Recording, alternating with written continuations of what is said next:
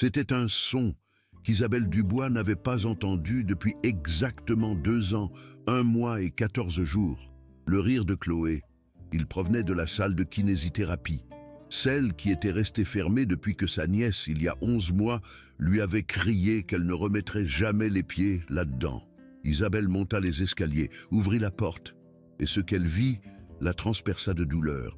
Mais pour comprendre pourquoi une femme, ou qui dirigeait 12 hôtels de luxe et réalisait un chiffre d'affaires de 3 millions d'euros par an, était sur le point de fondre en larmes dans le couloir de sa propre maison, il faut connaître toute l'histoire. Et croyez-moi, avant la fin, vous remettrez en question chaque priorité que vous avez choisie dans votre vie. Si jamais vous avez pensé que travailler plus dur était la solution à tout, cette histoire va vous déranger. Parce qu'Isabelle Dubois a travaillé plus dur que quiconque. Et pourtant, une femme de ménage qui gagnait 1 500 € par mois a fait en 1 an ce qu'elle, avec tous ses millions, n'a pas réussi à faire en 2. Isabelle Dubois avait 54 ans et une routine qui semblait gravée dans le marbre. Elle se réveillait à 5 heures du matin, consultait ses emails sur le tapis de course, quittait la maison à 6 heures sans déjeuner, réunion dès 7 heures, inspection des hôtels, négociation avec les investisseurs, appel avec les fournisseurs. Elle rentrait à 21 heures, dînait dans son bureau tout en consultant des rapports financiers et s'endormait après minuit. Les week-ends étaient pires, parce que les week-ends, quand elle n'avait pas le travail comme excuse, elle devait affronter le silence de cette immense maison. Et le silence lui rappelait tout ce qu'elle avait perdu. Il y a 2 ans, 1 mois et 14 jours, Isabelle a reçu un appel qui a changé sa vie à jamais. Son frère cadet, Antoine, était mort dans un accident de voiture, sa femme aussi.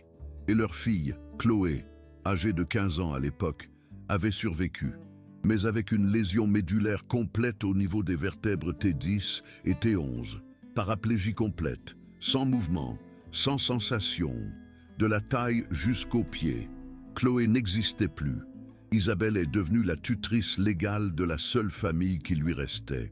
Elle a engagé les meilleurs médecins, a transformé une pièce entière de la maison en salle de kinésithérapie, a acheté du matériel médical qui coûtait plus cher qu'une voiture neuve. 3 kinésithérapeutes sont venus pendant les 6 premiers mois. Les 3 ont démissionné, pas parce que Chloé était difficile à soigner médicalement, mais parce qu'elle avait cessé de vouloir vivre. Chloé Mendoza Ruiz avait été danseuse, pas une de ces gamines qui prennent des cours le samedi. Une vraie danseuse, 12 ans d'entraînement en ballet classique, boursière pour l'école de danse de l'Opéra de Paris. Elle avait son billet en poche, sa valise était faite, le rêve de sa vie à 1 semaine de distance. Et puis, l'accident. Ses parents sont morts sur le coup. Elle s'est réveillée à l'hôpital sans pouvoir bouger les jambes. Et quand on lui a dit qu'elle ne marcherait plus jamais, quelque chose s'est éteint en Chloé. Elle a arrêté de parler. Elle a arrêté de manger. Elle a arrêté d'essayer. Les kinésithérapeutes faisaient des exercices, bougeaient ses jambes comme si c'était des morceaux de bois. Et Chloé regardait le plafond avec des yeux vides. Elle ne pleurait pas. Elle ne criait pas. Simplement, elle n'était pas là. Isabelle ne savait pas quoi faire. Alors, elle a fait la seule chose qu'elle savait faire, travailler plus. Elle a engagé plus de spécialistes, a payé des traitements expérimentaux, a cherché des cliniques aux États-Unis, en Allemagne, au Japon, mais elle ne s'est jamais assise pour parler avec Chloé. Parce que parler signifiait affronter la douleur. Et Isabelle Dubois ne savait pas comment affronter la douleur sans la transformer en une liste de tâches à accomplir. Il y a 1 an, la 3e kinésithérapeute a démissionné. C'était un vendredi après-midi. Isabelle était en réunion quand elle a reçu le message. « Je n'en peux plus. » Chloé a crié que si elle remettait les pieds dans cette pièce, elle se jetterait par la fenêtre. « Je suis désolée. » Isabelle est rentrée chez elle ce soir-là et a trouvé Chloé dans sa chambre, avec les rideaux fermés, la lumière éteinte, sans dîner. Elle lui a demandé ce qui s'était passé. Chloé n'a pas répondu. Elle lui a dit qu'elle trouverait une autre thérapeute. Chloé a tourné la tête vers le mur. Ce fut la dernière conversation réelle qu'elles ont eue. Le lendemain, Isabelle a publié une annonce pour chercher une femme de ménage, pas une thérapeute, pas une infirmière, juste quelqu'un qui maintiendrait la maison propre, préparerait les repas et ne poserait pas de questions. Sophie Martin a répondu à l'annonce le lundi, 52 ans. Veuve, expérience de 10 ans dans des maisons particulières, référence impeccable. Lors de l'entretien, elle a peu parlé. Isabelle lui a expliqué que dans la maison vivaient seulement elle et sa nièce, que sa nièce avait un problème de santé, mais qu'elle n'avait pas besoin de soins spéciaux, seulement de la vie privée. Sophie a acquiescé, n'a pas demandé quel problème de santé, n'a pas demandé pourquoi une maison si grande n'avait que 2 habitantes. Elle a accepté le travail, 1500 € par mois, du lundi au samedi, de 7h30 du matin à 18h. Elle a commencé le mardi suivant. Isabelle ne s'en est pas rendue compte, mais ce fut le jour où tout a commencé à changer. Sauf que les changements les plus profonds sont les plus silencieux. Et Isabelle était trop occupée à faire du bruit dans sa vie pour écouter. Pendant les premières semaines, Sophie était exactement ce qu'Isabelle avait demandé. Invisible. Elle arrivait à 7h30, nettoyait, cuisinait, laissait le repas de Chloé sur un plateau devant sa porte. Isabelle ne la voyait presque jamais, mais il y avait des détails étranges, petits. Si petits qu'Isabelle les remarquait et les oubliait instantanément. La nourriture de Chloé disparaissait toujours de l'assiette. Avant, avec les autres employés, la moitié restait intacte. Maintenant, l'assiette revenait vide. Chloé a commencé à ouvrir les rideaux de sa chambre. Pas beaucoup, juste une fente. Mais avant, les rideaux étaient restés fermés pendant des mois. Un jour, Isabelle est descendue prendre son petit déjeuner et a entendu de la musique dans la cuisine. Sophie cuisinait pendant qu'une chanson de Charles Aznavour passait sur une vieille radio. Isabelle allait lui dire de baisser le volume. Mais alors, elle a entendu quelque chose d'autre, la voix de Chloé. Pas des mots, juste un fredonnement, doux, lointain. Isabelle est restée figée dans le couloir. Cela faisait des mois qu'elle n'avait pas entendu la voix de Chloé. Pas même pour dire bonjour, mais elle avait une réunion à 8h. Elle ne pouvait pas rester, alors elle est partie. Et quand elle est rentrée ce soir-là, le moment était déjà passé, les mois ont passé. Sophie restait invisible. Mais Chloé était en train de changer. Elle a commencé à sortir de sa chambre pour manger dans la salle à manger. Elle ne parlait pas, mais elle était présente. Puis, elle a commencé à demander après Sophie si elle était en retard. Puis, un jour, Isabelle les a trouvées assises dans le salon. Chloé dans son fauteuil roulant, Sophie sur le canapé, regardant un film en silence. Isabelle n'a pas posé de questions. Elle a juste acquiescé et est montée dans son bureau. Mais quelque chose s'est serré dans sa poitrine, parce qu'une employée était en train de réussir ce qu'elle, avec tout son argent et son désespoir, n'avait pas pu faire, que Chloé revienne à la vie. Et Isabelle ne savait pas si elle devait ressentir du soulagement ou de la honte. Un mercredi matin, Isabelle entra dans la chambre de Chloé pour y déposer des papiers concernant son assurance médicale. Chloé n'était pas là. Le lit était fait. Le fauteuil roulant n'était pas à sa place habituelle. Isabelle descendit à la cuisine. Chloé n'y était pas non plus. Sophie était en train de nettoyer la salle à manger. « Où est Chloé ?» demanda Isabelle. « Elle se repose, madame, » répondit Sophie, sans lever les yeux. « Elle se repose, où ? Dans sa chambre. Mais j'y étais à l'instant et elle n'y était pas. » Sophie hésita, un instant seulement. Puis, elle sourit. « Pardon, madame, je voulais dire qu'elle est dans le jardin. Elle aime prendre le soleil le matin. » Isabelle regarda par la fenêtre. Chloé était là, dans son fauteuil, avec un livre sur les genoux. Isabelle acquiesça et partit travailler. Mais ce soir-là, en rentrant, quelque chose l'interpella. Elle monta dans la chambre de Chloé. La porte était entr'ouverte. Chloé dormait profondément. Son visage était détendu, presque heureux. Isabelle s'approcha de la table de chevet pour éteindre la lampe. Et alors, elle vit cela. un petit flacon d'huile d'amande, encore tiède, avec un arôme subtil de lavande. Isabelle le prit, l'ouvrit, le sentit.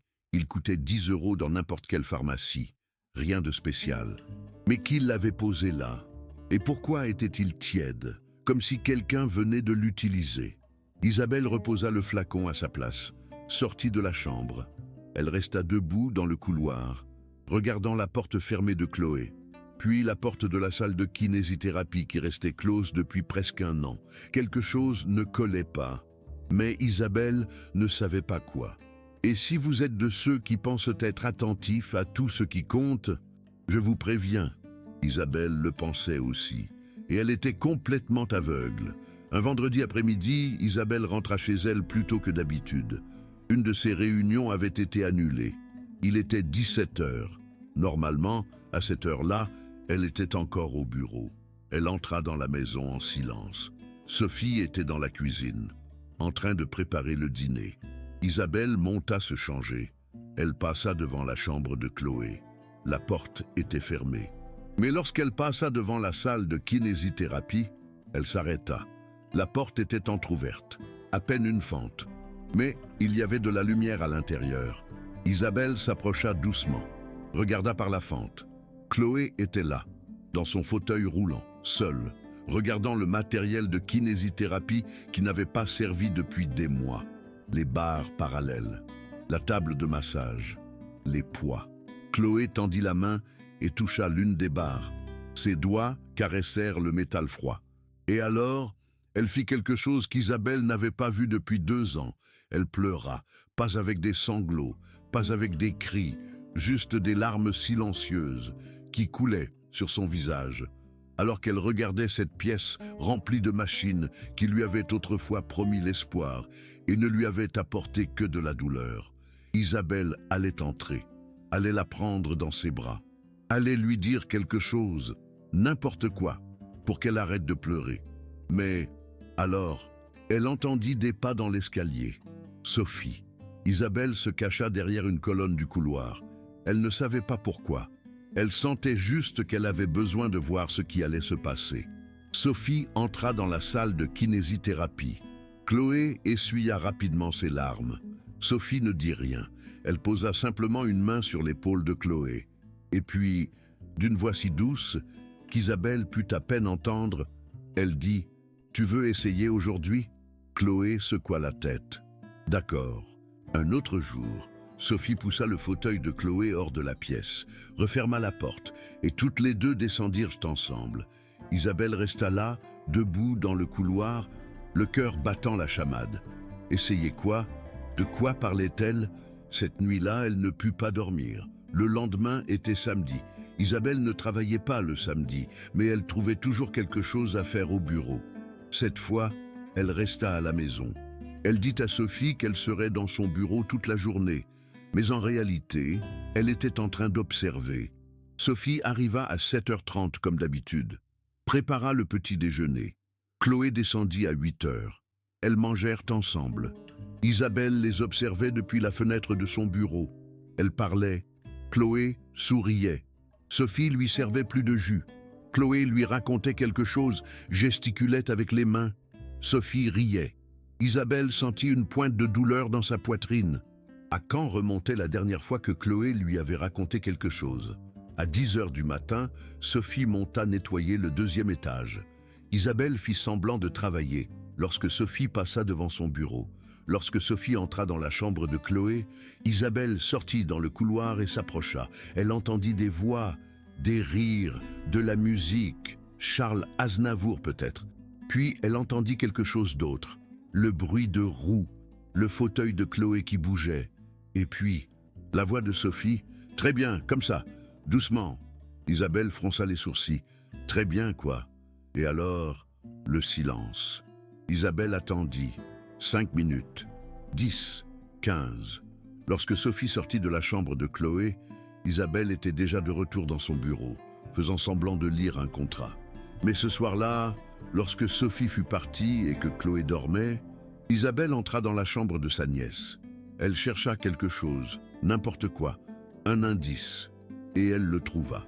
Dans le tiroir de la table de chevet, Caché sous de vieux magazines, il y avait un cahier, bleu, à couverture rigide, avec le nom de Chloé écrit sur la couverture de sa propre écriture.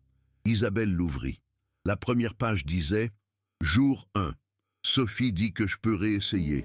Je ne sais pas si je veux, mais j'ai confiance en elle. » Isabelle tourna la page. Jour 7.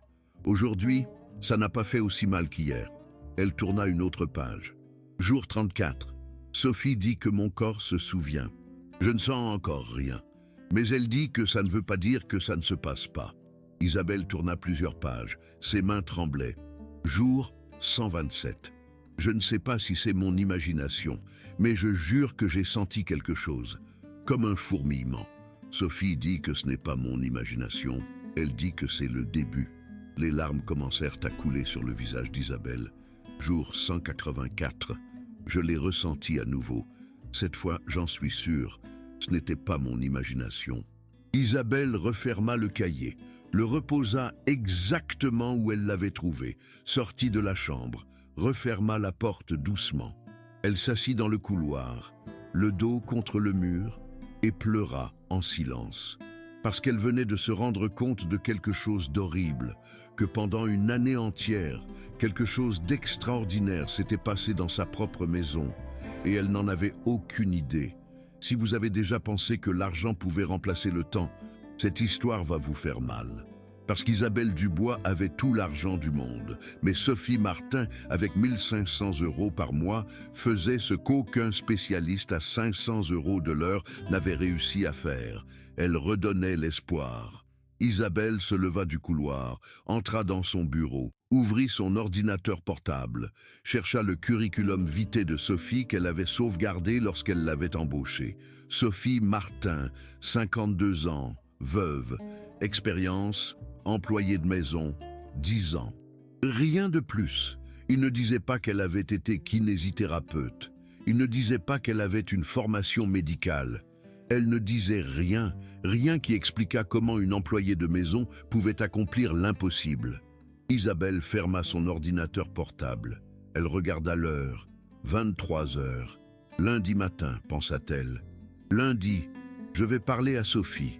Je vais lui demander ce qui se passe. Je vais exiger des réponses.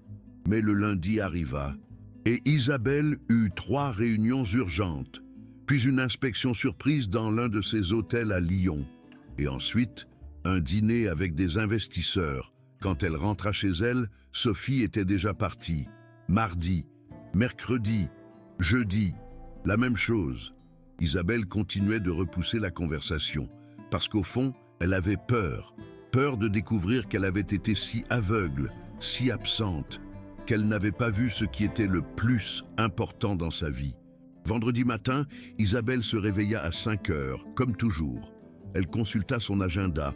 Elle avait une réunion à 7 heures avec un fournisseur de linge de maison pour ses hôtels. Elle devait partir à 6 heures, mais à 5h45, elle reçut un message du fournisseur. Annulation, urgence familiale. Isabelle regarda l'heure, 5h47 du matin, et alors elle entendit quelque chose. Un bruit qui ne devrait pas être là à cette heure, de l'eau qui coule, à l'étage. Isabelle fronça les sourcils. Elle monta les escaliers. Le bruit venait de la salle de bain du couloir. Mais Chloé ne se réveillait pas avant 8 heures, et Sophie n'arrivait pas avant 7h30. Isabelle s'approcha de la salle de bain. La porte était fermée, l'eau continuait de couler, et alors, elle entendit autre chose. La voix de Sophie. Isabelle regarda sa montre. 5h52 du matin. Sophie ne devrait pas être là. Isabelle avança lentement dans le couloir. Elle passa devant la chambre de Chloé. La porte était fermée. Elle continua d'avancer. La porte de la salle de kinésithérapie était entr'ouverte. À peine une fente. Il y avait de la lumière à l'intérieur. Isabelle s'approcha. Elle regarda par la fente, et ce qu'elle vit lui arrêta le cœur. Sophie était agenouillée sur le sol. Chloé était sur la table de kinésithérapie, à plat ventre, les jambes nues. Sophie avait les mains pleines d'huile, massant le mollet droit de Chloé avec des mouvements lents, profonds, professionnels, des mouvements qu'Isabelle avait vu faire à des kinésithérapeutes qui facturaient 50 € la séance. Mais ce n'était pas que ça. Sophie chantait, doucement, une chanson qu'Isabelle ne reconnaissait pas. « Fais dodo, colasse, mon petit frère ». Et Chloé, les yeux fermés, avait des larmes qui coulaient sur son visage. Isabelle regarda l'horloge sur le mur de la salle. 5h54 du matin. Si Sophie était là à 5h54, cela signifiait qu'elle était arrivée bien plus tôt. Peut-être à 5h, peut-être à 4h30, 1h30 avant son horaire, sans que personne ne le lui demande, sans rien demander en retour. Isabelle sentit ses jambes trembler. Elle s'appuya contre le mur. Elle continua de regarder. Sophie termina avec le mollet droit. Elle passa au gauche. Elle versa plus d'huile dans ses mains, la frotta entre ses paumes pour la chauffer. Et puis, avec une délicatesse qui brisait l'âme, elle commença à masser. Chloé murmura quelque chose. Isabelle ne put entendre quoi. Sophie répondit « Je sais, ma chérie, je sais. Mais n'abandonne pas, ton corps t'écoute. Il a juste besoin de temps. » Isabelle se couvrit la bouche avec sa main. Les larmes commencèrent à couler, parce qu'elle venait de comprendre. Cela n'avait pas commencé aujourd'hui. Cela durait depuis des mois, peut-être une année entière, tous les matins, pendant qu'Isabelle dormait, pendant qu'Isabelle se préparait pour le travail, pendant qu'Isabelle vérifiait ses emails. Sophie arrivait tôt, entrait dans la pièce que Chloé avait juré de ne plus jamais fouler, et faisait ce qu'aucun spécialiste n'avait réussi à faire, lui redonner de l'espoir. Isabelle s'éloigna doucement de la porte, descendit les escaliers, sortit de la maison, s'assit dans le jardin et pleura comme elle n'avait pas pleuré depuis le jour de l'accident.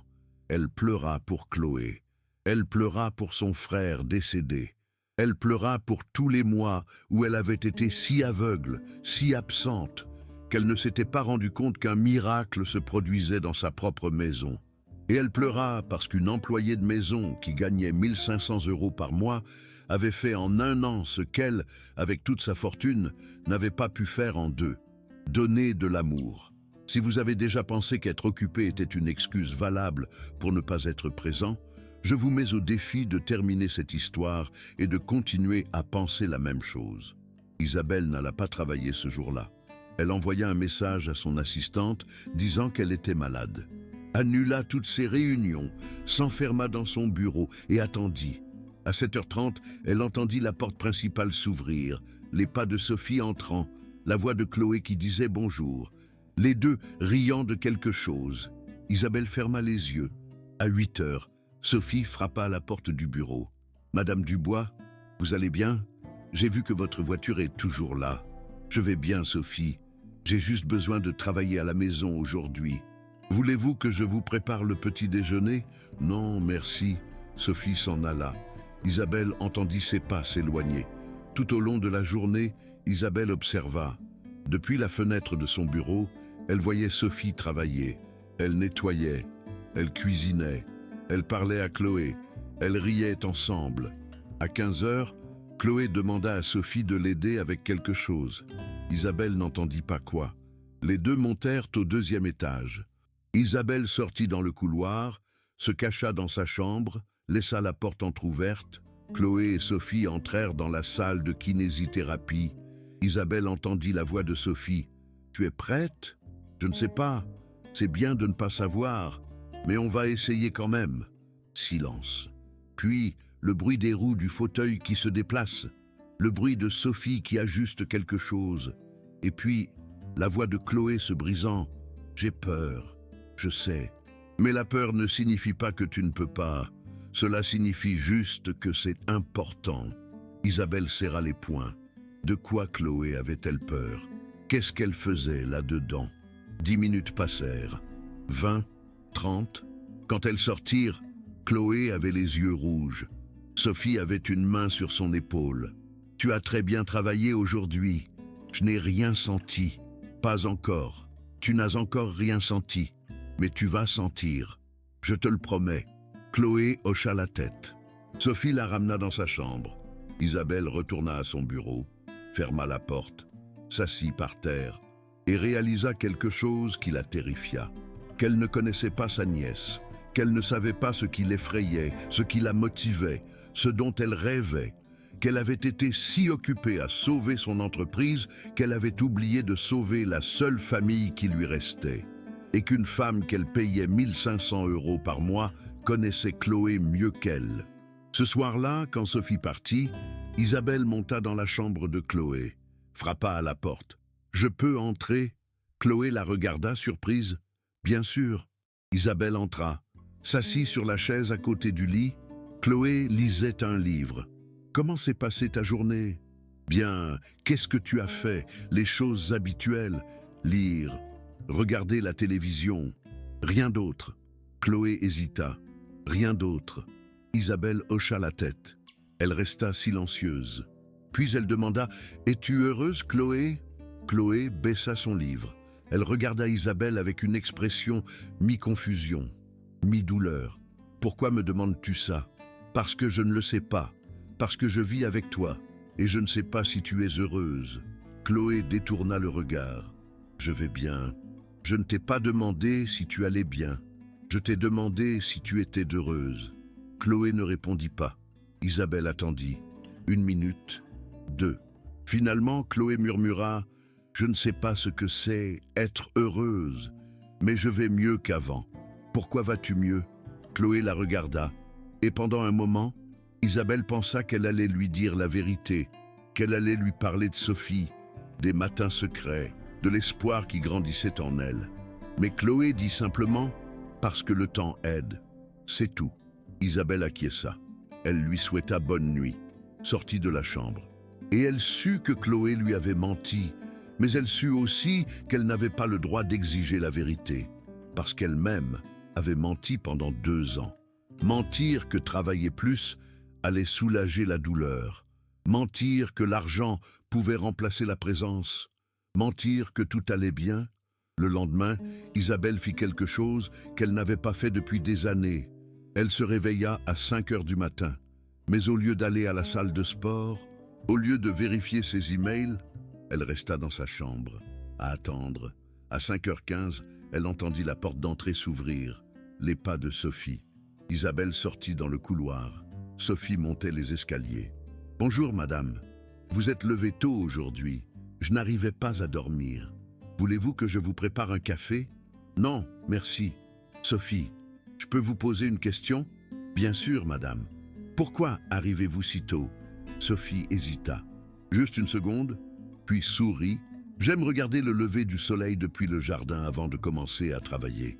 C'est paisible. » Isabelle acquiesça. « Je comprends. » Sophie continua de monter, entra dans la buanderie, sortit ses affaires. Isabelle descendit à la cuisine, se prépara un café, s'assit à la table de la salle à manger et attendit. À 6 heures, elle entendit un bruit en haut, très doux, comme si quelqu'un déplaçait des meubles.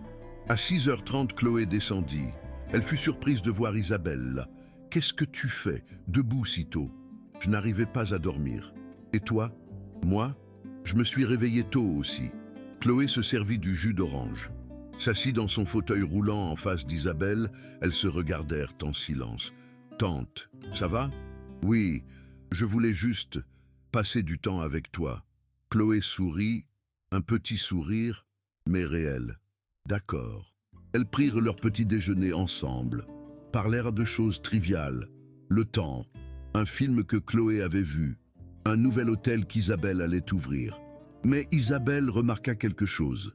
Chloé regardait sa montre toutes les quelques minutes, comme si elle attendait quelque chose ou quelqu'un. À 7h30, Sophie entra dans la cuisine. Elle vit Isabelle et Chloé prendre leur petit déjeuner ensemble et s'arrêta. « Oh, pardon, je ne savais pas que vous étiez là. Je peux revenir plus tard. »« Non, c'est bon, » dit Chloé rapidement. « On a fini, n'est-ce pas, tante ?» Isabelle regarda Chloé, puis Sophie, puis de nouveau Chloé. « Oui, j'ai fini. » Elle se leva, monta dans son bureau, ferma la porte et écouta. Elle entendit Chloé et Sophie parler dans la cuisine. Elle entendit Chloé rire. Elle entendit Sophie lui demander comment elle se sentait. Elle entendit Chloé dire qu'elle était fatiguée, mais qu'elle allait bien. Et puis, elle entendit le silence. Isabelle ouvrit la porte de son bureau doucement, jeta un coup d'œil dans le couloir. Chloé et Sophie n'étaient plus là. Isabelle descendit les escaliers, vérifia le salon, la salle à manger, le jardin. Personne. Elle remonta, passa devant la chambre de Chloé, vide. Passa devant la salle de kinésithérapie. La porte était fermée. Isabelle s'approcha, colla son oreille contre la porte. Elle entendit la voix de Sophie. « Très bien, maintenant on va essayer avec la gauche. » Le bruit de quelque chose qui bouge. Puis, la voix de Chloé. « Je n'y arrive pas. Si, tu peux. Tu l'as fait hier. Tu peux le faire aujourd'hui. J'ai mal. Je sais. Mais la douleur signifie que ton corps se réveille, et c'est une bonne chose. » Isabelle ferma les yeux. Son cœur battait si fort qu'elle était sûre qu'il pouvait l'entendre de l'autre côté de la porte. Elle allait ouvrir. Elle allait entrer. Elle allait exiger de savoir ce qui se passait. Mais alors, elle entendit autre chose. Quelque chose qui la glaça. Le son de Chloé qui pleurait. Pas pleurer de douleur, pleurer de frustration. « Je n'y arrive pas, Béa. J'ai tellement essayé et je n'y arrive pas. Les médecins avaient raison. Je ne remarcherai jamais. Chloé, regarde-moi. » Silence. « Regarde-moi, ma chérie. » Plus de silence. « Je sais que tu as mal. Je sais que tu as essayé et que tu as l'impression qu'il ne se passe rien. Mais j'ai vu ce que tu as accompli. J'ai documenté chaque millimètre, chaque petit mouvement. Et je vais te dire quelque chose que tu ne veux peut-être pas entendre, mais que tu dois entendre. » Sophie fit une pause. Isabelle retint son souffle. « Peut-être que tu ne remarcheras jamais. Peut-être que les médecins ont raison. Mais si tu abandonnes maintenant, tu vas passer le reste de ta vie à te demander ce qui se serait passé si tu avais essayé un jour de plus. Et je ne vais pas te laisser vivre avec cette question. Parce que moi, j'ai vécu avec cette question. Et ça m'a détruite. De quoi parles-tu » Sophie garda le silence. Puis, d'une voix si basse qu'Isabelle pouvait à peine l'entendre, elle dit « J'avais une fille. Elle s'appelait Daniela. Elle a eu un accident quand elle avait 15 ans. Comme toi. Elle est devenue paralysée. Comme toi. Les médecins ont dit qu'elle ne marcherait jamais. Comme toi. » Isabelle se couvrit la bouche avec sa main. « Et pendant 3 ans, j'ai fait exactement ce que je fais avec toi. Je l'amassais. Je l'aidais avec des exercices. Je lui disais de ne pas abandonner. Mais un jour, Daniela en a eu assez. Et elle m'a dit qu'elle voulait arrêter, qu'elle voulait accepter qu'elle ne marcherait jamais et continuer sa vie. Et moi, je l'ai laissé faire. » La voix de Sophie se brisa. « J'ai arrêté d'insister. J'ai arrêté de faire les exercices. Et 3 mois plus tard, Daniela est morte d'une pneumonie parce que son corps était si faible, si immobile, qu'il n'a pas pu combattre l'infection. Et j'ai passé les 5 dernières années à me demander si ça aurait été différent. Si j'avais insisté un jour de plus, 1 mois de plus, 1 année de plus. » Chloé ne dit rien. « Alors, je ne vais pas te laisser abandonner, Chloé, parce que peut-être que je ne pourrai pas te sauver, mais je peux essayer. Et si à la fin ça ne marche pas, au moins tu sauras que tu as fait tout ton possible, que tu n'es pas resté avec la question, que tu t'es battu jusqu'au bout. » Isabelle sentit les larmes couler sur son visage. Elle entendit maintenant la voix de Chloé, tremblante. « Je suis désolée, Béa. Je suis vraiment désolée. Tu n'as pas à être désolée. Tu dois juste essayer un jour de plus. Tu peux faire ça? Oui? Alors, on y va? Encore une fois? La jambe gauche? Tu peux le faire? » Isabelle s'éloigna de la porte, entra dans sa chambre, s'assit sur le lit, et finalement, elle comprit. Ce n'était pas seulement à propos de Chloé, c'était à propos de Sophie, essayant de sauver la fille qu'elle n'avait pas pu sauver. C'était à propos d'amour, de culpabilité et de seconde chance. Et Isabelle réalisa qu'elle n'avait pas le droit d'interférer, parce que Sophie donnait quelque chose qu'aucun argent ne pouvait acheter. Elle donnait sa douleur, transformée en espoir. Isabelle ne retourna pas travailler le reste de la semaine. Elle dit à son assistante qu'elle avait la grippe, annula des réunions, délégua des responsabilités, et elle resta à la maison, à observer, chaque matin, Sophie arrivait à 5h15, montait à la salle de kinésithérapie, préparait tout à 5h30. Chloé descendait dans son fauteuil, elles entraient ensemble, fermaient la porte. À 7h30, elles sortaient. Chloé avait toujours les yeux rouges. Sophie avait toujours un sourire fatigué. Elles déjeunaient ensemble, parlaient, riaient, et ensuite, Sophie commençait son travail de femme de ménage, comme si les 2 heures précédentes n'avaient jamais existé. Isabelle commença à chercher. Dans les moments où Sophie et Chloé n'étaient pas là, elle entrait dans la salle de kinésithérapie, fouillait, elle trouva un carnet, caché dans un tiroir, bleu, à couverture rigide, avec l'écriture de Sophie. Elle l'ouvrit. Jour 1, 15 novembre. Chloé a accepté d'essayer. Elle ne croit pas que ça va marcher, mais elle a confiance en moi. C'est suffisant pour l'instant. Aujourd'hui, j'ai seulement massé pendant 30 minutes. Elle a pleuré tout le temps. Elle dit qu'elle a peur de ressentir de l'espoir. Je comprends. L'espoir fait plus mal que le désespoir. Isabelle tourna les pages. Il y avait des centaines d'entrées. Jour 34. Chloé a arrêté de pleurer pendant les séances. Maintenant, elle parle. Elle me raconte ses rêves de danser, sur Paris, sur ses parents. C'est la première fois que je l'entends parler d'eux sans craquer. Jour 89. Aujourd'hui, j'ai utilisé une nouvelle technique que j'ai apprise d'une vidéo sur YouTube. Massage profond des tissus. Chloé a dit que ça lui faisait mal, mais que c'était une douleur différente, une douleur qui se sentait vivante. Jour 127, elle a bouge le doigt, seulement 2 mm, imperceptible pour quiconque ne regardait pas attentivement. Mais je l'ai vu, et Chloé l'a senti aussi. Elle a crié, pleuré, m'a embrassé, m'a dit merci de ne pas abandonner. Je lui ai dit merci de me laisser essayer. Les larmes d'Isabelle tombaient sur les pages. Jour 184. Elle a de nouveau bougé le doigt, cette fois 5 mm. C'est réel, ce n'est pas mon imagination. Chloé récupère quelque chose. Je ne sais pas si c'est du mouvement ou seulement une sensation, mais c'est quelque chose. Jour 287. Aujourd'hui, j'ai senti que sa jambe a réagi quand j'ai appliqué une pression sur un point spécifique, comme un réflexe. Les médecins ont dit que les réflexes ne reviennent pas, mais je l'ai senti. Jour 365. Isabelle s'arrêta sur cette page. Elle était datée d'il y a 2 semaines. Jour 365. Une année complète. 730 heures accumulées de massage. 365 jours consécutifs sans en manquer un seul. Et aujourd'hui, Chloé a senti quelque chose.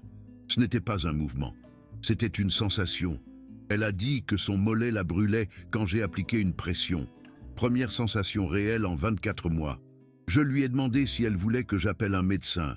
Elle m'a dit non, qu'elle voulait attendre, que si ce n'était pas réel, si c'était seulement son imagination. Elle ne voulait pas que personne lui dise qu'elle avait tort. Elle voulait garder l'espoir, même si c'était faux. Je lui ai dit que ce n'était pas faux, que je l'avais senti aussi, que son corps répondait. Je ne sais pas si Chloé va remarcher. Je ne suis pas médecin. Je ne suis pas une faiseuse de miracles. Je suis seulement une femme qui a perdu sa fille et qui ne veut pas qu'une autre mère, une autre famille, traverse la même chose. Mais je sais une chose. Chloé est vivante. Pas seulement physiquement, elle est vivante dans son âme. Et ça, pour moi, c'est déjà un miracle.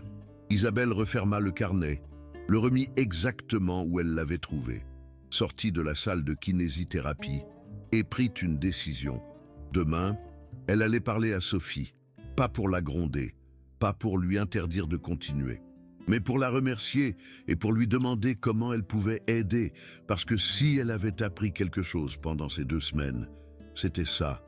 L'argent ne sauvait pas des vies. La présence, oui. Le temps, oui. L'amour qui s'exprime dans des actions silencieuses et constantes, oui. Et Isabelle Dubois avait gaspillé sa vie dans ce qui n'avait pas d'importance. Mais il n'était pas trop tard pour changer. Pas encore. Le jour suivant, Isabelle se leva à 5 heures du matin, s'habilla, descendit à la cuisine, prépara du café et attendit. À 5h15, Sophie arriva, ouvrit la porte avec sa clé, entra et se figea quand elle vit Isabelle assise à la table de la salle à manger. « Madame, je ne savais pas que vous étiez réveillée. Asseyez-vous, Sophie. » Sophie déposa son sac par terre, s'approcha lentement, s'assit en face d'Isabelle. Les deux se regardèrent en silence. Alors, Isabelle dit « Je sais ce que vous avez fait ». Sophie ne dit rien, baissa simplement les yeux. « Je sais que vous arrivez tôt. Je sais que vous massez Chloé. Je sais pour votre fille. » Sophie leva les yeux. Elle avait les larmes aux yeux. « Je suis désolée. Madame, je sais que j'aurais dû vous le dire. Je sais que ce n'était pas à moi de le faire. Mais Chloé m'a demandé de ne rien dire. Et je... » « Non, » l'interrompit Isabelle. « Je ne vous gronde pas. » Sophie cligna des yeux. « Je vous remercie. » Les larmes de Sophie commencèrent à couler. « Pendant une année entière, vous avez fait ce que je n'ai pas pu faire. Vous avez redonné espoir à Chloé. Vous lui avez redonné l'envie de vivre, et pas seulement ça. Vous l'avez fait sans rien attendre en retour, sans demander de supplément, sans demander de reconnaissance. Madame, Laissez-moi terminer. » Isabelle prit une inspiration. « J'ai été si aveugle, si occupé, si convaincu que travailler plus et gagner plus d'argent allait tout résoudre. Et pendant ce temps, vous étiez là, à faire la seule chose qui comptait vraiment, être présente. » Isabelle essuya ses larmes. « Et maintenant, je vais vous demander quelque chose. Et si vous dites non, je vais le comprendre. Mais j'ai besoin de le demander. De quoi avez-vous besoin, madame ? Je veux aider. Je veux apprendre. Je veux être là pour Chloé comme vous l'avez été. Je ne veux pas vous remplacer. Je veux faire partie de ça. » Sophie sourit à travers ses larmes. « Madame Dubois, j'attendais seulement que vous me le demandiez. » Et c'est ainsi que tout commença. Ce même matin, Isabelle monta avec Sophie dans la salle de kinésithérapie. Chloé fut surprise de la voir là. « Tante Isabelle, Sophie m'a tout raconté, » dit Isabelle. « Et je veux être là, si tu me laisses faire. » Chloé regarda Sophie. Sophie acquiesça. Chloé regarda de nouveau Isabelle. Et ensuite, pour la première fois en 2 ans, elle lui tendit les bras. Isabelle l'embrassa, et les deux pleurèrent. À partir de ce jour, Isabelle commença à arriver tôt aussi. Sophie lui enseigna les techniques de massage, lui montra les points de pression, lui expliqua comment chauffer l'huile, comment bouger les mains, comment lire les réactions du corps de Chloé. Au début, Isabelle était maladroite. Ses mains étaient dures, habituée à signer des contrats, pas à donner de l'affection. Mais elle apprit, lentement, avec patience. Chloé lui disait, plus doucement, « Tante Isabelle », et Isabelle essayait de nouveau. Un peu plus haut, et Isabelle ajustait, « Comme ça, c'est bien », et Isabelle souriait. Les semaines passèrent. Isabelle réduisit son emploi du temps de travail, délégua plus de responsabilités, embaucha un co-PDG pour qu'il gère les opérations au quotidien.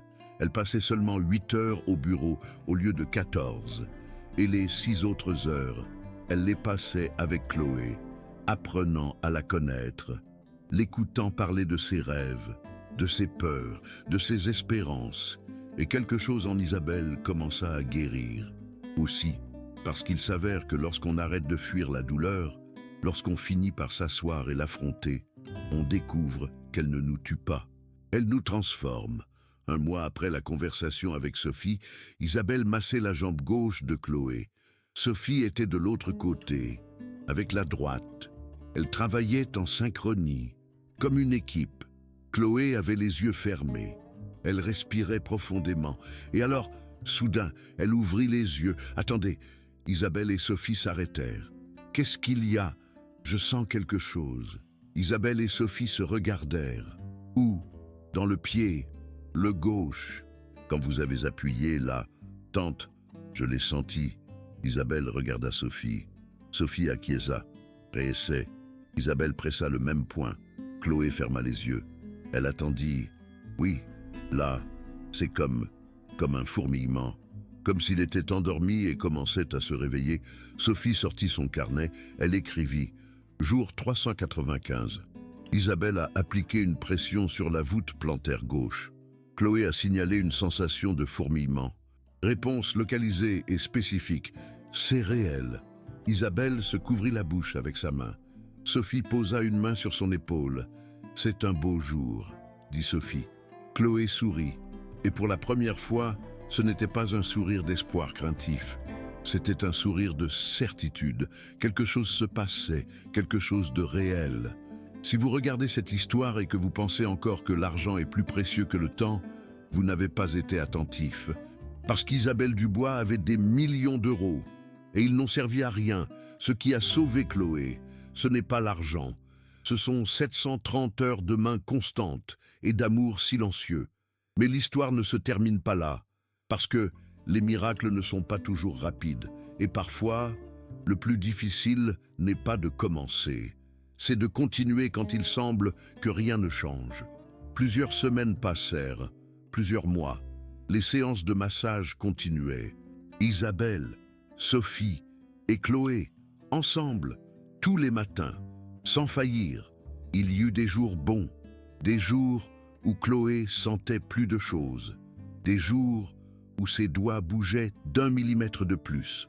Et il y eut des jours mauvais, des jours où elle ne sentait rien, des jours où elle pleurait de frustration, des jours où elle criait que c'était inutile, que les médecins avaient raison, que ça n'allait jamais marcher.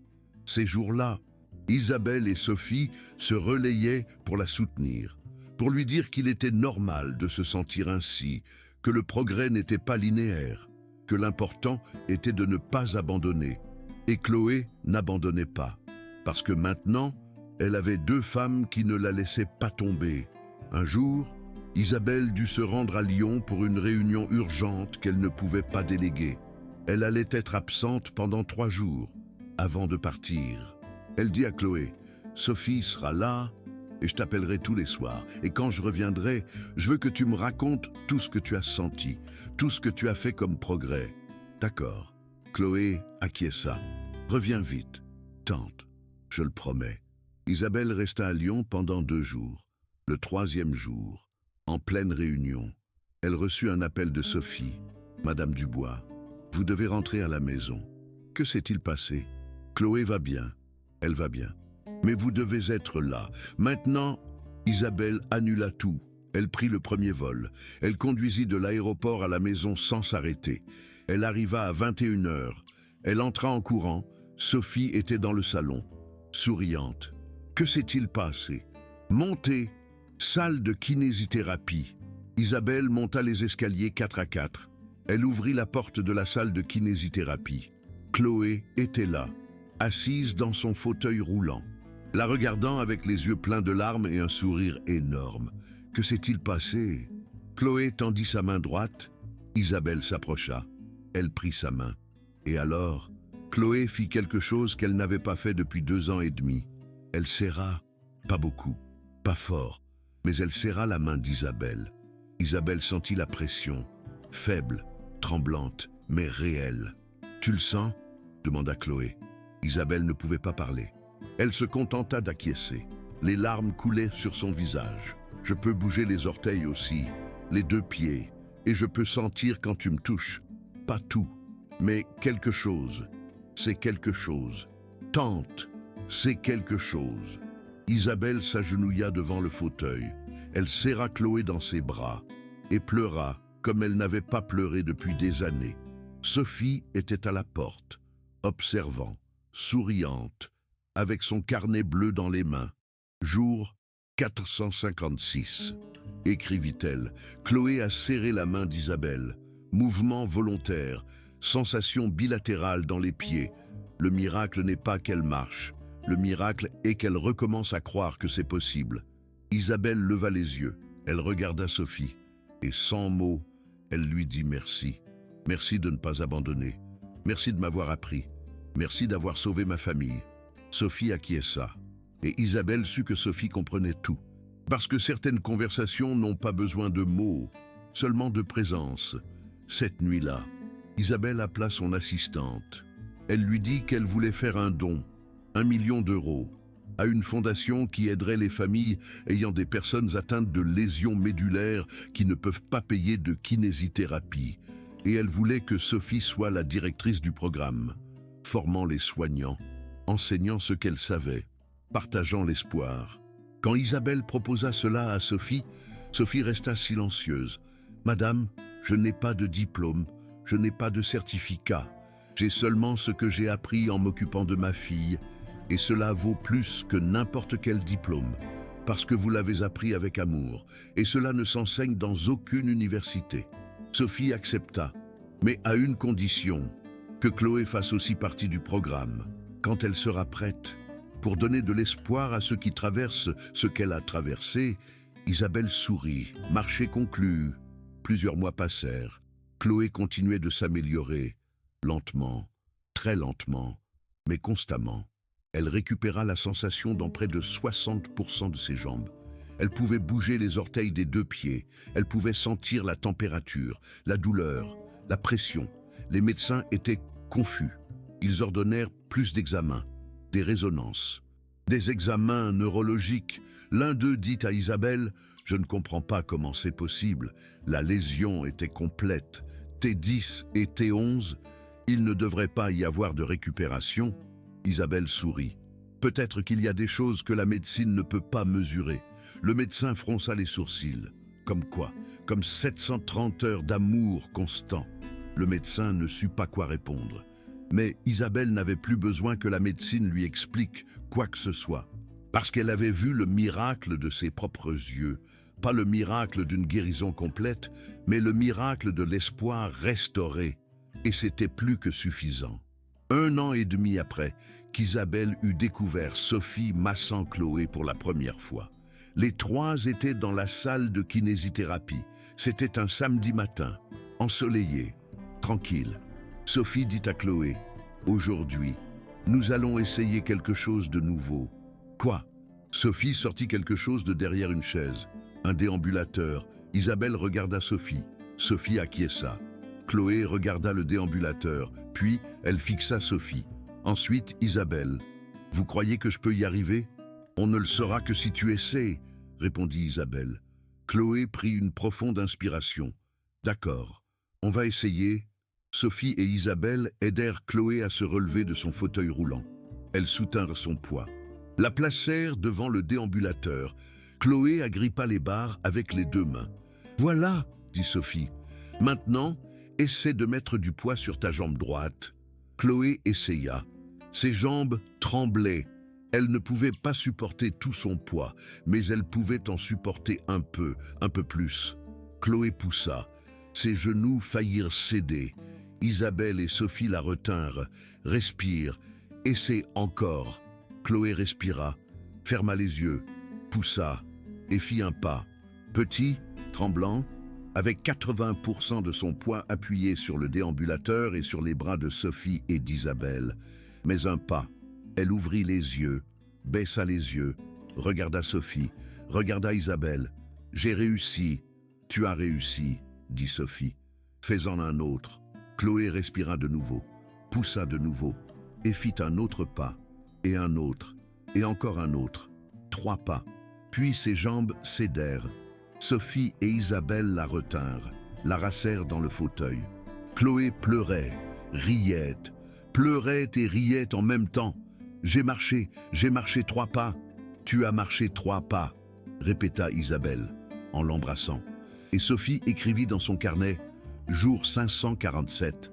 Chloé a marché 3 pas avec un déambulateur. » Ce n'est pas marcher seul, ce n'est pas courir, ce n'est pas danser comme avant, mais c'est bouger, c'est vivre, c'est ne pas abandonner. Et parfois, c'est tout le miracle dont on a besoin. Si après avoir entendu ça, vous pensez encore que les petits gestes n'ont pas d'importance, que les 730 heures d'une employée de maison ne valent rien comparé aux millions d'une PDG, alors vous n'avez rien compris. Parce que le miracle n'était pas médical. Il était humain, c'était de l'amour transformé en action, c'était la constance quand tout semblait inutile, c'était l'espoir contre toute évidence. C'était Sophie qui disait Je vais essayer de te sauver même si j'ai échoué avec ma fille. C'était Isabelle qui disait « Je vais apprendre même si c'est tard ». C'était Chloé qui disait « Je vais essayer même si les médecins disent que c'est impossible ». Voilà ce qu'était le miracle. Et ce miracle a changé 3 vies pour toujours. 6 mois après ses premiers 3 pas, Isabelle donna une conférence de presse. Elle convoqua les médias locaux, non pas pour parler de ses hôtels, mais pour annoncer la création de la fondation 730 heures. Le nom venait de Sophie, 730 heures. 2 heures par jour pendant 1 an, le minimum nécessaire pour qu'un miracle commence à être possible. La fondation offrait une formation gratuite aux soignants de personnes atteintes de lésions médulaires. Elle enseignait des techniques de massothérapie, fournissait du matériel de base et surtout, elle donnait de l'espoir. Sophie fut nommée directrice du programme. Son salaire passa de 1 500 € par mois à 6 000 €, 4 fois plus. Non pas parce qu'Isabelle voulait lui payer ce qu'elle aurait dû lui payer depuis le début, mais parce que le travail en valait la peine. Sophie formait 10 soignants chaque mois. Elle leur enseignait exactement ce qu'elle avait fait avec Chloé, les massages, les exercices, les points de pression. Mais surtout, elle leur enseignait quelque chose qu'aucun manuel ne pouvait expliquer. Comment aimer sans attendre rien en retour? La première année, la Fondation a aidé 50 familles, 50 personnes atteintes de lésions médulaires qui ne pouvaient pas se permettre une kinésithérapie professionnelle, avaient maintenant quelqu'un de formé qui s'occupait d'elles, qui les massait, qui leur donnait de l'espoir. Tout le monde ne s'est pas amélioré comme Chloé. La médecine est claire là-dessus. Les lésions complètes de la moelle épinière guérissent rarement. La récupération de Chloé était exceptionnelle, inhabituelle, presque impossible. Mais ce qui s'est passé avec toutes ces 50 familles, c'est autre chose. Elles ont arrêté de se sentir seules. Elles ont arrêté de sentir que leur situation était désespérée. Et même si leurs corps n'ont pas autant changé que celui de Chloé, leurs vies ont changé. Parce que parfois, le miracle, ce n'est pas marcher. C'est savoir que quelqu'un est là, qui essaie, sans abandonner, jour après jour.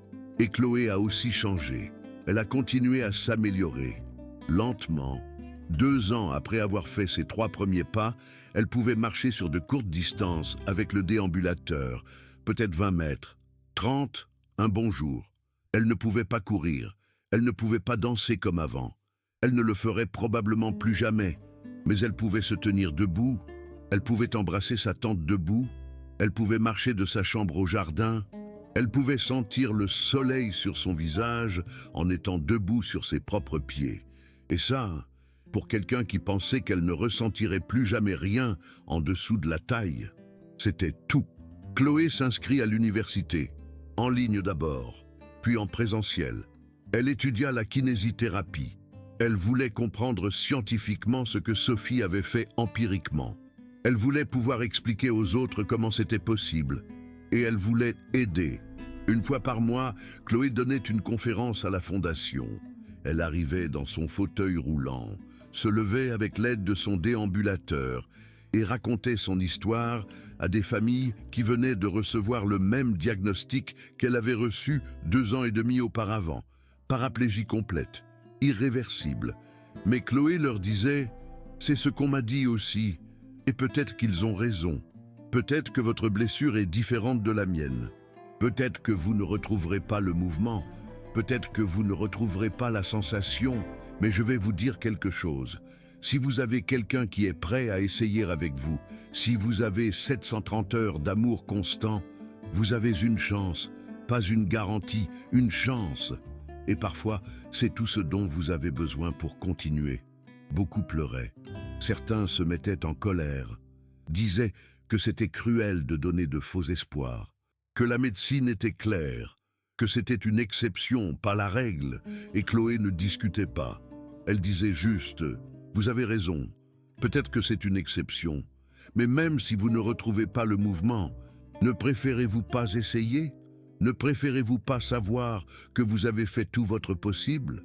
Ne préférez-vous pas avoir quelqu'un qui vous aime tellement qu'il soit prêt à masser des jambes qui ne marcheront peut-être jamais? Parce que c'est ce que Sophie a fait pour moi. Et c'est ce que ma tante a appris à faire. Et même si je n'avais jamais remarché, le simple fait de savoir qu'elle n'avait pas abandonné avec moi m'a déjà sauvé la vie. Ces mots changeaient quelque chose chez les gens.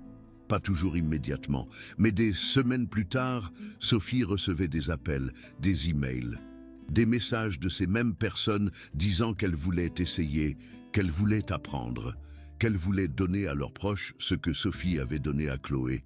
Et la fondation grandissait. La 3e année, ce n'était plus 50 familles, c'était 200. Sophie avait formé 30 soignants supplémentaires qui en formaient maintenant d'autres. Le programme s'était étendu à 3 autres villes. Isabelle avait fait don d'un total de 5 millions d'euros à la fondation. Mais plus important que l'argent, elle avait donné son temps. Elle avait réduit son temps de travail à 8 heures par jour. Elle a embauché un co-directeur général qui gérait les opérations quotidiennes de ses hôtels.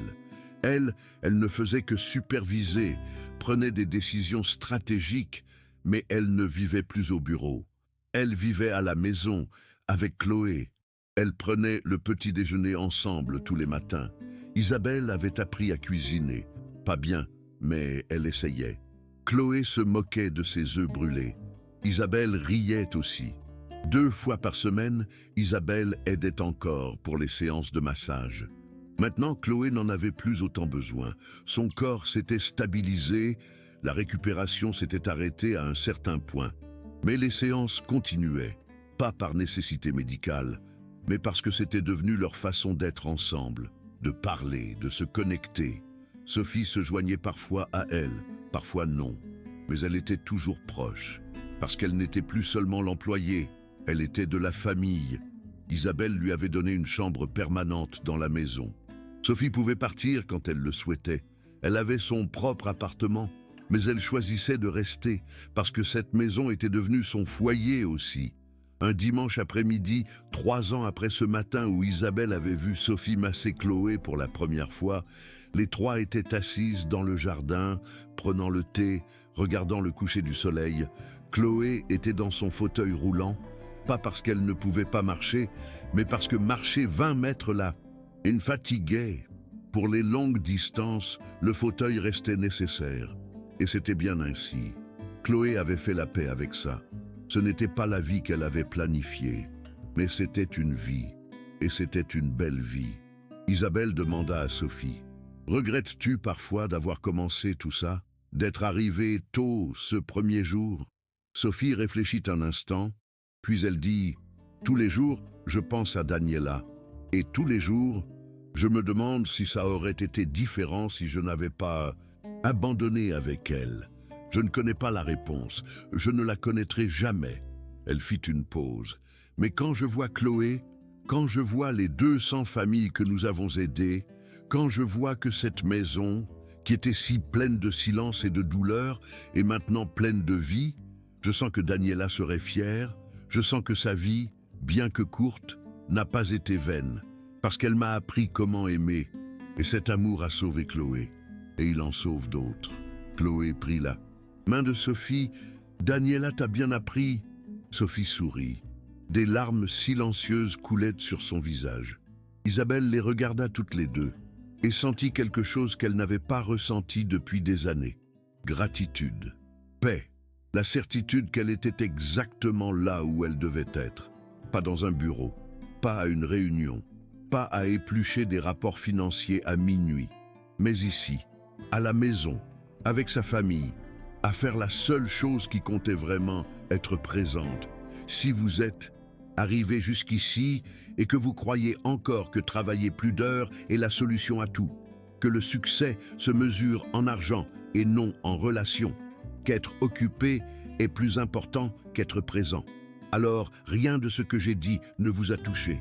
Mais si quelque chose dans votre poitrine s'est serré quand vous avez entendu parler des 730 heures de Sophie, si quelque chose en vous s'est brisé quand Chloé a fait ses 3 pas, si quelque chose dans votre âme a reconnu qu'Isabelle était sur le point de perdre la seule chose qui importait en poursuivant des choses qui n'importent pas, alors peut-être qu'il est temps que vous vous posiez une question.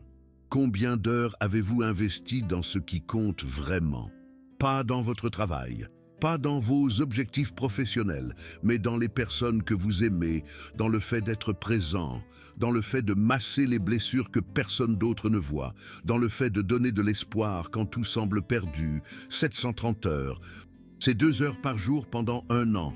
C'est beaucoup, c'est du sacrifice, c'est arriver tôt, c'est rester tard. C'est le faire quand personne ne vous regarde, quand personne ne va vous applaudir, quand il n'y a ni reconnaissance ni paiement supplémentaire. C'est de l'amour, pur, constant, sans condition. Et Sophie Martin, une femme de ménage qui gagnait 1 500 € par mois, a compris ça mieux qu'une PDG multimillionnaire. Jusqu'à ce que la PDG apprenne 3 ans et demi après le début de cette histoire, Isabelle donna une interview à un journaliste qui voulait écrire sur la fondation. Le journaliste lui demanda « Quel a été le meilleur investissement que vous ayez fait dans votre vie ?» Isabelle sourit. « Ce n'était pas d'acheter mon premier hôtel. Ce n'était pas de développer mon entreprise. Ce n'était pas les millions que j'ai donnés à la fondation. Alors, qu'est-ce que c'était ? C'était les 2 premières heures que j'ai passées à apprendre à masser les jambes de ma nièce. Parce que pendant ces 2 heures, j'ai appris plus sur la valeur du temps qu'en 50 ans de vie. » Le journaliste écrivit ça. L'article devint viral. Des milliers de personnes le partagèrent. Des centaines écrivirent des messages disant que ça les avait fait pleurer, que ça les avait fait repenser leurs priorités. Et Isabelle espérait seulement qu'au moins l'un d'entre eux le comprenne. Vraiment, qu'il arrête de courir, qu'il s'assoie avec sa famille, qu'il donne 2 heures d'amour, et constant, parce que ces 2 heures pouvaient tout changer.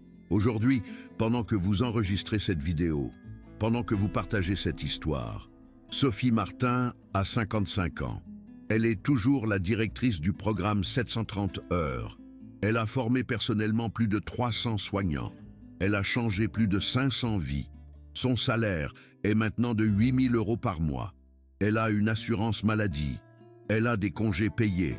Elle a une chambre permanente dans la maison d'Isabelle qu'elle peut utiliser quand elle le souhaite. Mais plus que ça, elle a une famille, parce qu'Isabelle et Chloé ne la voient plus comme une employée. Elle la voit comme ce qu'elle a toujours été, un ange déguisé en femme de ménage. Chloé a 20 ans maintenant. Elle est en 3e année de kinésithérapie. Elle travaille à mi-temps à la fondation, donnant des conférences et formant de nouveaux patients. Son rêve de danser à l'école de danse de l'Opéra de Paris est mort. Mais un nouveau rêve est né, aider les autres à se relever quand ils pensent qu'ils ne pourront plus jamais le faire. Elle marche sur de courtes distances avec un déambulateur, sur de longues distances en fauteuil. Elle a récupéré 65% de la sensation dans ses jambes. Elle peut sentir, elle peut bouger, pas comme avant, mais suffisamment pour vivre pleinement. Elle a un petit ami. Elle l'a rencontré à l'université. Il connaît son histoire. Il connaît ses limitations. Et il l'aime exactement comme elle est. Parce que Chloé a appris quelque chose que beaucoup n'apprennent jamais, que votre valeur n'est pas dans ce que vous pouvez faire. Elle est dans ce que vous êtes. Et Isabelle Dubois a 58 ans. Elle est toujours PDG. Mais elle ne travaille plus 14 heures par jour. Elle travaille 8, parfois 6. Le reste du temps, elle est à la maison, ou à la fondation, ou en voyage avec Chloé, ou simplement assise dans le jardin, prenant le thé, regardant le coucher du soleil. Ces hôtels sont toujours prospères, peut-être plus qu'avant. Parce qu'il s'avère que quand vous déléguez, quand vous faites confiance, quand vous arrêtez d'essayer de tout contrôler, les choses fonctionnent aussi bien, voire mieux, et vous avez plus de temps pour ce qui compte. Isabelle a appris que le succès ne se mesure pas à ce que vous gagnez. Il se mesure au temps que vous passez avec les personnes que vous aimez, au nombre de vies que vous touchez, à la quantité d'amour que vous donnez. Et grâce à cette mesure, Isabelle Dubois est la femme la plus accomplie que vous rencontrerez. Maintenant, laissez-moi vous poser une question. Si cette histoire vous a touché, si quelque chose en vous a vibré, si vous avez reconnu quelque chose d'Isabelle en vous, de son absence, de son aveuglement, de sa conviction que travailler plus allait tout résoudre, qu'allez-vous faire à ce sujet ? Parce que vous pouvez fermer cette vidéo. Vous pouvez vous dire, quelle belle histoire.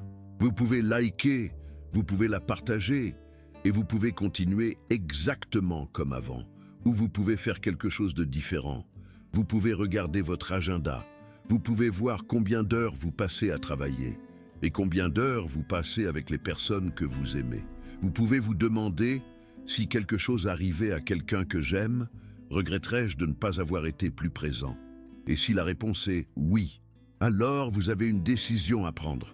Parce que le temps ne revient pas, les occasions ne se reproduisent pas, et les personnes que vous aimez ne seront pas là pour toujours. Sophie l'a appris quand elle a perdu Daniela. Isabelle l'a appris quand elle a failli perdre Chloé. N'attendez pas de perdre quelqu'un pour apprendre ce qu'elles ont appris.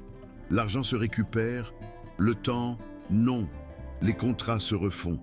Les moments, non. Le travail sera là demain. Les personnes, peut-être pas. Et s'il y a une chose que cette histoire devrait vous enseigner, c'est ceci. 730 heures d'amour constant valent plus que 3 millions d'euros sans présence. 2 heures par jour pendant 1 an. C'est tout ce dont Sophie a eu besoin pour sauver une vie. Combien de vies pourriez-vous sauver si vous investissiez 2 heures par jour dans les personnes que vous aimez? Pas avec des cadeaux, pas avec de l'argent, pas avec des promesses que vous aurez plus de temps un jour, mais avec de la présence, avec des mains qui massent, avec des mots qui consolent, avec des bras qui disent « Je suis là ».